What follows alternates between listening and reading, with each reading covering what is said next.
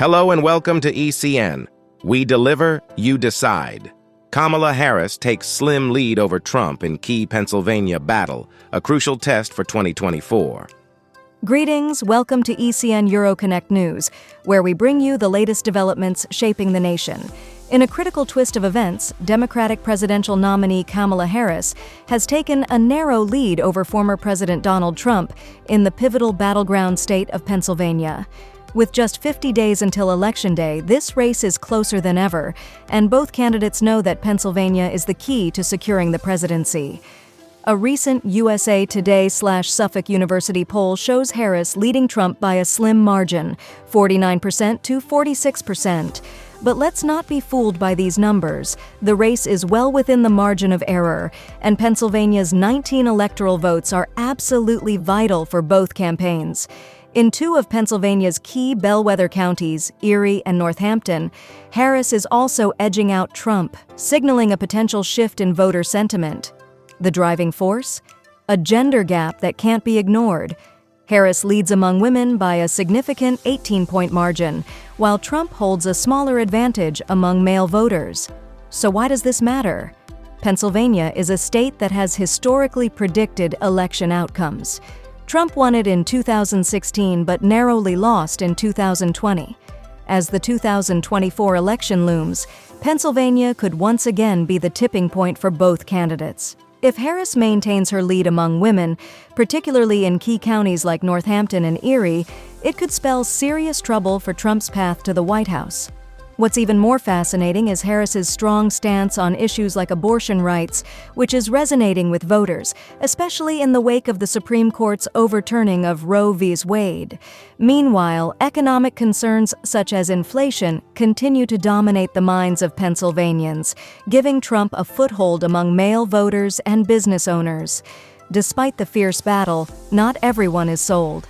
About 5% of Pennsylvania voters remain undecided, leaving both candidates with a daunting task in the final days of the campaign. What happens next could shift the political landscape for years to come. Now it's your turn to weigh in. Who do you think has the stronger momentum going into the 2024 election? Will Harris's lead hold, or can Trump stage a last-minute comeback? Let us know in the comments below, and don't forget to like, share, and subscribe to ECN EuroConnect News for more in-depth coverage on this evolving story.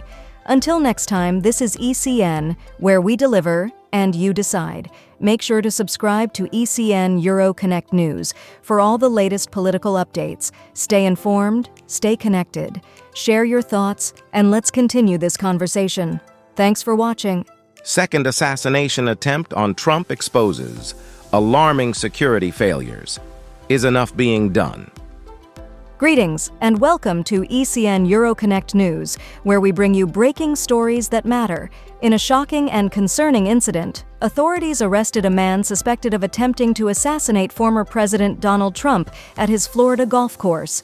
This marks the second attempt on Trump's life in just 2 months, raising critical questions about his security as he campaigns for the 2024 election. The suspect, identified as 58-year-old Ryan Routh, was found hiding in the bushes with a rifle as Trump played nearby.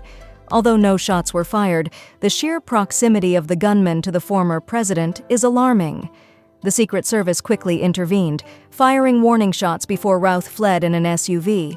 Authorities later arrested him on Interstate 95, where they discovered a loaded rifle, a camera, and other suspicious items in his vehicle. How did this happen again?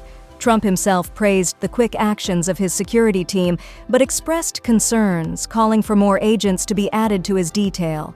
This comes just months after a previous incident in which another gunman grazed Trump's ear with a bullet during a rally in Pennsylvania. It's not just the security risks that are making headlines. Trump wasted no time blaming his political rivals, pointing fingers at President Joe Biden and Vice President Kamala Harris for what he described as highly inflammatory language that, in his words, put his life in danger. While authorities have yet to establish a clear motive for the suspect, Trump's claims highlight the rising tensions in the 2024 presidential race. Interestingly, both Biden and Harris publicly condemned the attack, and President Biden even made a rare personal phone call to Trump, offering his relief that the former president was unharmed. Despite the bitter political divide, the call was described as cordial, with Trump expressing his thanks. This incident has also intensified scrutiny on the U.S. Secret Service, which has been under fire since the July 13th assassination attempt. Acting Secret Service Director Ronald Rowe admitted that more resources and personnel are needed to ensure Trump's safety, especially as he ramps up his campaign efforts.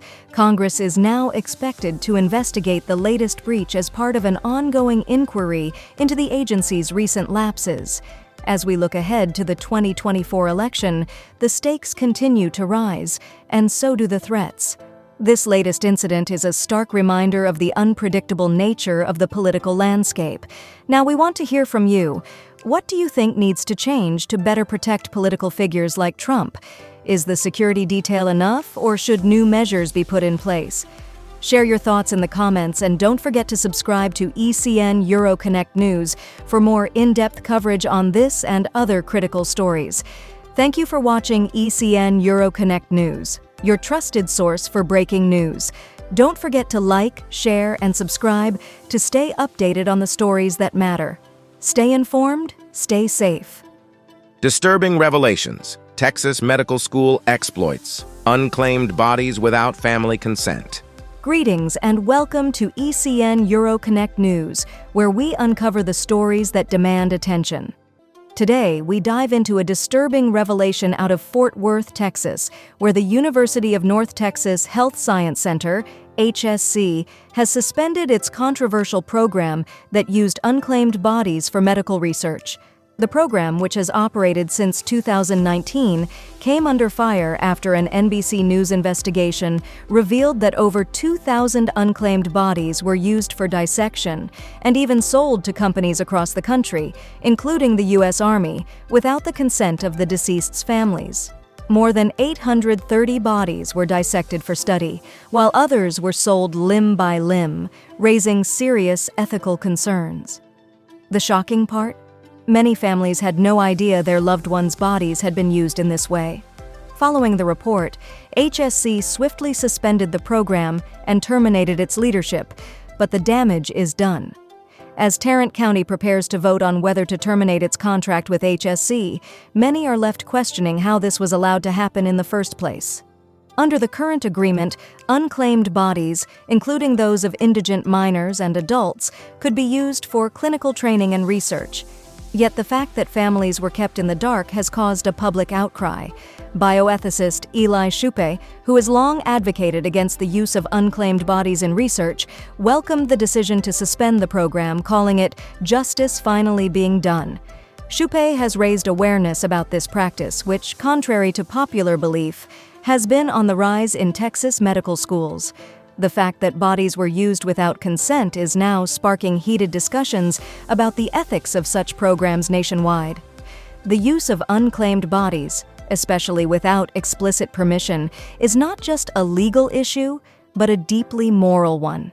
Is it right to use a person's body without their or their family's consent, even in the name of science? We want to hear from you. What do you think of this shocking program? Should medical schools have the right to use unclaimed bodies for research, or is this a violation of human dignity? Let us know in the comments below, and don't forget to like, share, and subscribe to ECN EuroConnect News for more in-depth coverage of this and other important issues. Thank you for watching ECN EuroConnect News, where we deliver the truth you need to know. Please subscribe to stay informed on the latest developments. Stay connected and stay aware. Judge denies Robert F. Kennedy's attempt to withdraw from Wisconsin ballot, potentially impacting tight 2024 race. Greetings and welcome to ECN EuroConnect News, where we bring you the latest updates on pivotal election developments. In a dramatic turn of events, a Wisconsin judge has denied Robert F. Kennedy's request to remove his name from the state's presidential ballot, a move that could have significant implications in this closely contested swing state. Dane County Circuit Judge Stephen Elke ruled that Kennedy's name must remain on the ballot, citing state law that requires candidates to stay on unless they die. Kennedy, who suspended his campaign last month and endorsed Donald Trump, sought to withdraw from key battleground state ballots, including Wisconsin, to avoid splitting votes in an already tight race between Trump and Democratic nominee Kamala Harris. Wisconsin has a history of razor-thin election margins, with 4 of the last 6 presidential races decided by fewer than 23,000 votes. The presence of third-party candidates like Kennedy could have a profound impact, much like Green Party nominee Jill Stein's influence in the 2016 election, which some argue helped Trump win the state by a narrow margin. Kennedy has succeeded in removing his name from the ballot in North Carolina, but failed to do so in Michigan. His legal battle in Wisconsin has now hit a major roadblock, with Elke unequivocally stating that Kennedy's valid nomination papers keep him on the ballot, regardless of his intent to withdraw. The judge rejected a proposal to cover Kennedy's name with stickers on ballots, citing logistical complications and the risk of litigation if ballots were mishandled. With ballots already sent out for printing, the ruling leaves Kennedy on the Wisconsin ballot, where his supporters could sway the outcome in this critical battleground state. What does this mean for the 2024 election? Could Kennedy's presence on the ballot tip the scales in favor of one candidate over the other? The stakes couldn't be higher in a state known for its narrow outcomes, and the next 50 days will be crucial. Let us know what you think in the comments below. Could Kennedy's name on the ballot affect the final results in Wisconsin? Don't forget to like, share, and subscribe to ECN EuroConnect News for more in-depth analysis of this evolving story. Thank you for watching ECN EuroConnect News. Be sure to subscribe to stay informed on all the critical stories shaping the 2024 election. Stay connected, stay engaged. Unsolved mystery. Deepens. Asian doe. Found in Gilgo Beach killings. No justice. After 12 years. Greetings, and welcome to ECN EuroConnect News. Today, we uncover new chilling details in the notorious Gilgo Beach serial killings. New York authorities have just released fresh renderings and important information about an unidentified victim known as Asian Doe, whose skeletal remains were found in 2011 along Long Island's Ocean Parkway, near where many of the Gilgo Beach victims were discovered. Asian Doe has been identified as a biological male of Asian descent, believed to be between the ages of 17 and 23. The victim was wearing women's clothing at the time of death, leaving investigators uncertain about their gender identity.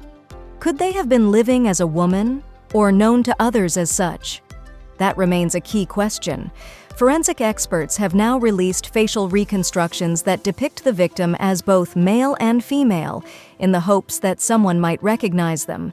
Disturbingly, investigators believe this young person died a violent death sometime before 2006, likely working as a sex worker and spending time in New York City prior to their murder. The cause of death? Blunt force trauma. Asian Doe was discovered near other victims, including Megan Waterman and Jessica Taylor, 2 women also believed to have been sex workers. The Gilgo Beach murders, spanning from the 1990s to 2011, have haunted the Long Island community for years, with at least 11 bodies discovered in the area. Despite the arrest of New York architect Rex Heuermann for 6 of the murders, no one has been charged in the case of Asian Doe.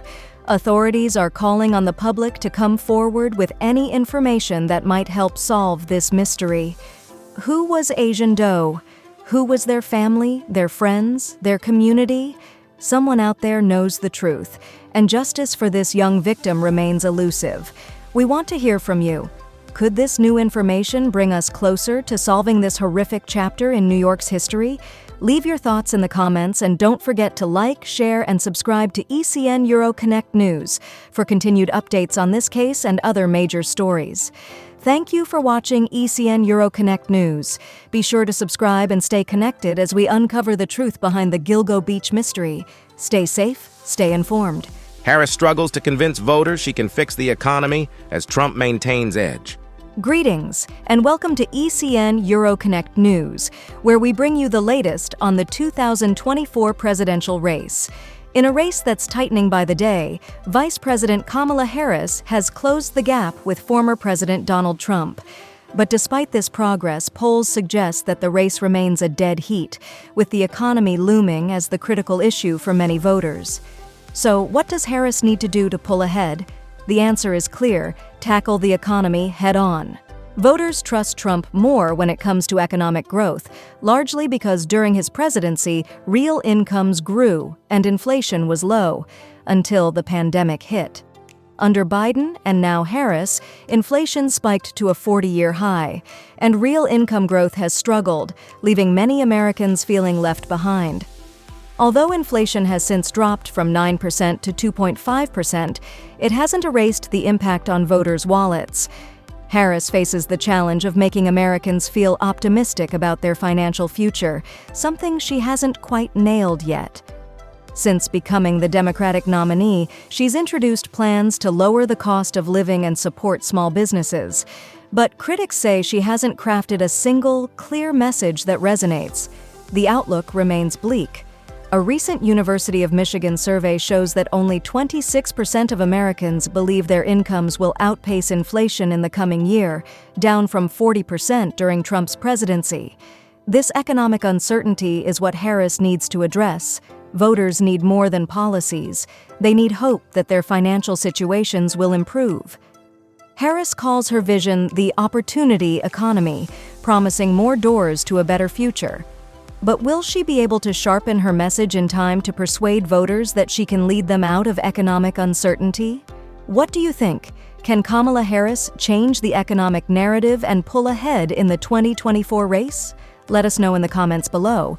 And as always, don't forget to like, share, and subscribe to ECN EuroConnect News for more insights and updates. Thank you for tuning in to ECN EuroConnect News. Stay informed on the latest developments in the 2024 election by subscribing to our channel. See you next time.